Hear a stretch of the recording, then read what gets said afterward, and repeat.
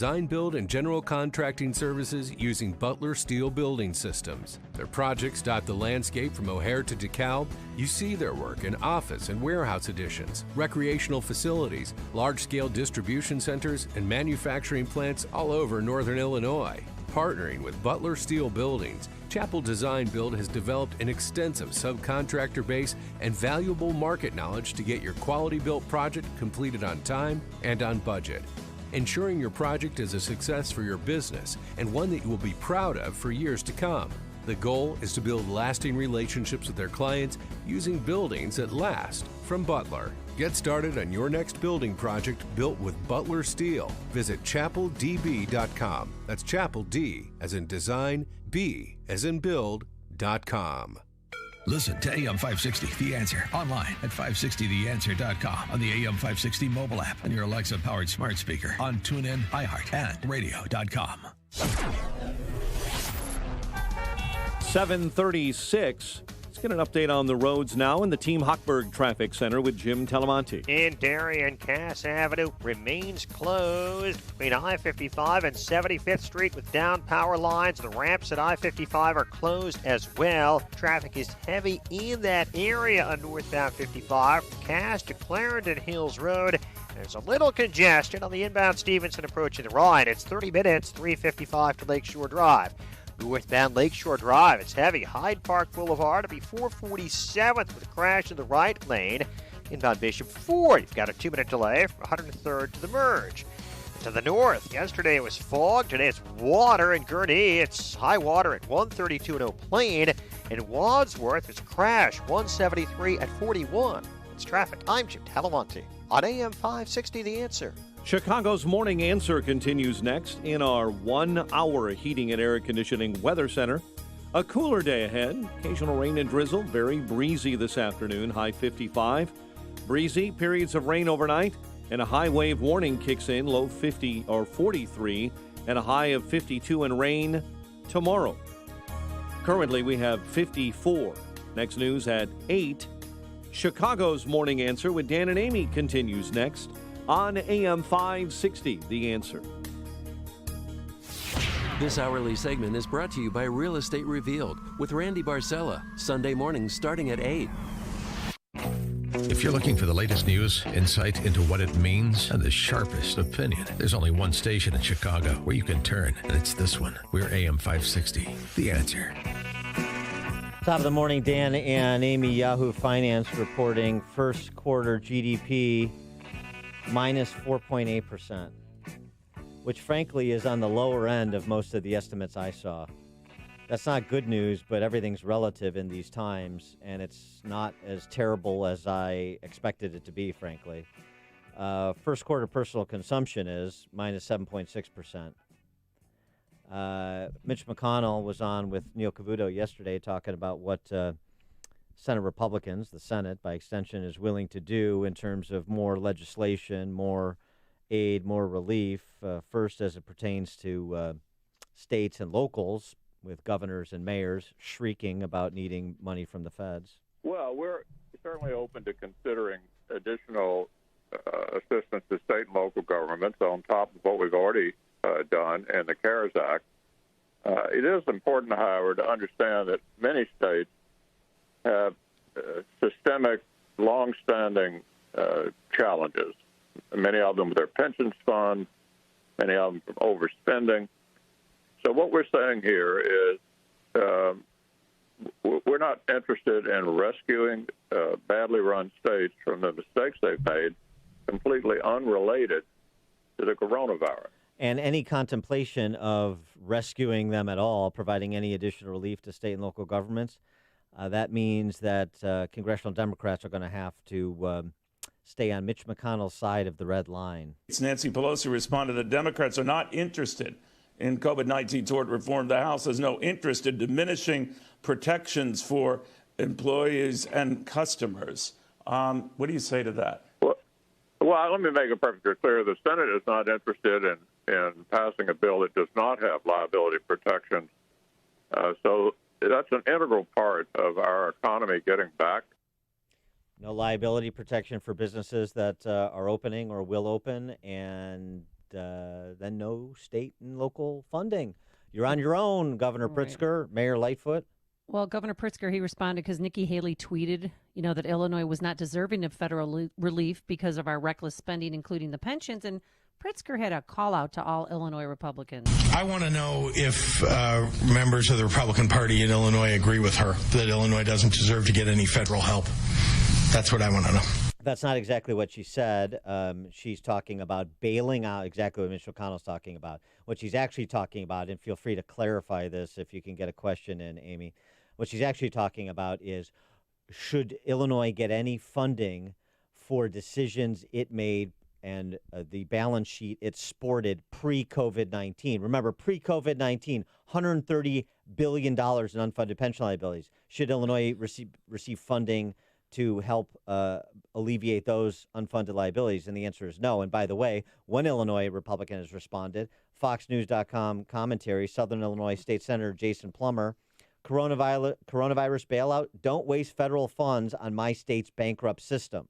Good for him. And he's talking about unfunded pension and healthcare liabilities that predate the pandemic, not about providing state and local funding for expenses related to the pandemic. Very different. Plummer. Yep. And Pritzker's trying to conflate the two. Of course he is. Cuomo's trying to conflate the two. Of course he is. Phil Murphy's trying to conflate the two. Of course he is. For more on this, we're pleased to be joined by Steve Moore, economist, Wall Street Journal columnist, author of Trumponomics. Steve, thanks for being with us. Hey, good morning. By the way, Dan, you're going a little soft on me. Of course, there's no doubt that the federal government should not reimburse states for their previous liabilities, but the federal government should never make payments to states. Never. There's this fiction out there, and you know this, Dan, you know this, Amy, that somehow the federal government has all this money it can give to states. The only way that the federal government can give money to states is by taking money from states. Or printing it. So this is right. So Illinois should pay its own bills. New York should pay its own bills. New Jersey should pay its bills. Tennessee should pay its bills. This idea that there's this big, huge golden pot of money Washington has, and they just keep sending it out. Again, I want to state it again because a lot of people are confused about it. The federal government only has money when it takes people from money from the citizens of the states, sends it to Washington, and then the money goes back. How does that make sense for any state to want? The only person who gets rich off of that is Washington, D.C. Folks in Illinois, you don't want to send your money to Washington, have them take 10 or 15% off, and then send it back. The other thing to think about is Illinois, the states you mentioned, Illinois, New York, and New Jersey, those states spend way more than Tennessee and Texas and Utah and Arizona do. So it's a pattern of it's not just the pre-existing spending. These states like Illinois and New York and New Jersey are going to stay locked down longer. You've got about 7 or 8 states that are up and running now. No, I agree. Look, we'll be the last one. I understand and I agree with all that. Of course, I'm talking about this in the pragmatic context of horse trading on Capitol Hill. Just what McConnell said he's open to versus what he demands. That's all. Right. So, but here's the left is now pivoted. They're saying, oh, well, of course we don't want all this money for our pensions. We want it to pay all the expenses of. Number one, that's just all money is fungible, right? I mean, if you give Illinois a big pot of money, you know what they're going to do. They're going to use some of that to pay off these pension liabilities. But the other thing, we have, by the way, Art Laffer and I have a paper coming out. We have a solution. Are you ready for this, Amy? We have a solution to the Illinois pension problem. What? You ready? What is it? Bankruptcy. Drum roll, please. Bankruptcy, right? Here it is. All you have to do is put a very high tax on the pensions. So pension benefits. There you go. Pension benefits in Illinois should be taxed. These are deals that were made 10, 20 years ago that were outrageous. The pensions, what are the numbers, Dan? You probably know them. How much higher are the pensions for the public sector workers than the pension for the private sector workers? Probably 50, 60, 70% more. Yeah, for sure. For sure. So why not put a since the system has massive liabilities. And by the way, I think the Illinois Constitution does not allow you to, quote, cut the pensions, Right. the way you Taxation. get the money back is by taxing them. By the way, why should public pensions not be taxed anyway? It's income, right? Well, but they'll argue that, well, we don't get Social Security, so that's why we need these pensions, and they shouldn't be taxed. Yeah, but the bigger State problem. and local government. Wait, I think I'm going to check on that. I think you're wrong on that, Amy. No, a lot of them, some do, a lot do not. A lot do not get Social Security. But regardless, the pension is much more handsome than Social Security. It's a phony argument. But here, there's a problem you have with that is how do you tax public sector pension income and not private sector pension income? You're going to have a constitutional question there. Well, no, the way you do it is you bring them to parity. You're saying you're not taxing their pension. You're taxing their pension above, what some sane amount is, and that would be a way of recapturing this. But look, the larger point is we have to stop the spending in Washington. What we're basically saying, the best way to help the states and help the workers in the states and to help the state budget is to suspend the payroll tax for the rest of the year. That money that would go to Washington in payroll tax receipts stays in the pockets of the employers and the employees in a state like Illinois. And if Illinois wants to tax that money to recapture some of it, they can do it, but leave that up to the states. And by the way, the great thing about the payroll tax reduction, not only does it stimulate getting people back to work and also stimulates employers to hire because their cost of hiring a worker is reduced, there's no carrying cost to this. None of the money goes to Washington in the first place. It stays in the paychecks of the workers. Don't you think that would be a much more efficient way to help the state of Illinois or New York or New Jersey or Tennessee? I think there's an issue there because I think you're going to rope in taxing private sector income that you don't want to tax, or you're certainly I know Illinois is one of the few states that doesn't tax pension income, but without that tax, we still have the highest state and local tax burden in the country. So it's hard to advocate more taxation. But let me put this to you and get your take. So a friend of mine asking, what if the states that take money agree not to raise their own taxes? This is a way to try to kill the progressive tax in Illinois. My response to that, and then let's get yours, Steve, would be, why should the rest of the nation care what Illinois does with its state and local taxes? If Illinois wants to commit economic suicide, go ahead. Why do we care? Why should we give you money to not do it? Of course. I mean, if you all in Illinois, I pray that you don't. I mean, we've talked about this week after week. It would be an act of economic suicide to pass the Pritzker tax increase, because you will see, all the wealthy people, or a huge amount of them that already are still in Illinois, moving to Arizona and Florida. But that's up to the voters of Illinois. This is the great thing about our federalist system, frankly. I mean, our founders were geniuses. They set up a system where the people in the states could decide for themselves how they wanted to be governed. If you all in Illinois want the highest taxes in the country, you're welcome to do them. Go at it. Go That's have why fun. I moved out of Illinois. You kids have fun. Absolutely. And we're having a gay old time here. Yes, in the, keeps getting better every the day. old school sense of that word. For first quarter GDP, minus 4.8%. First quarter personal consumption, minus 7.6%. I was a little surprised by that number because, people forget that the coronavirus hit until March. Months of the first quarter was up 3.1%. So what that's telling us is, boy, to have the number for the whole quarter be what was it, negative 4 point something? Yeah, 4.8. 4.8. That means there's a big drop-off, a huge drop-off in March. And we're going to see probably for the second quarter negative 15 to 20%, which is, something we haven't seen since the Great Depression. The good news is that a lot of states around the country are starting to get up and running. There are about 6 or 7 now states that are allowing workers to go back to work, businesses to open up their doors again on a safe and effective and health-conscious way.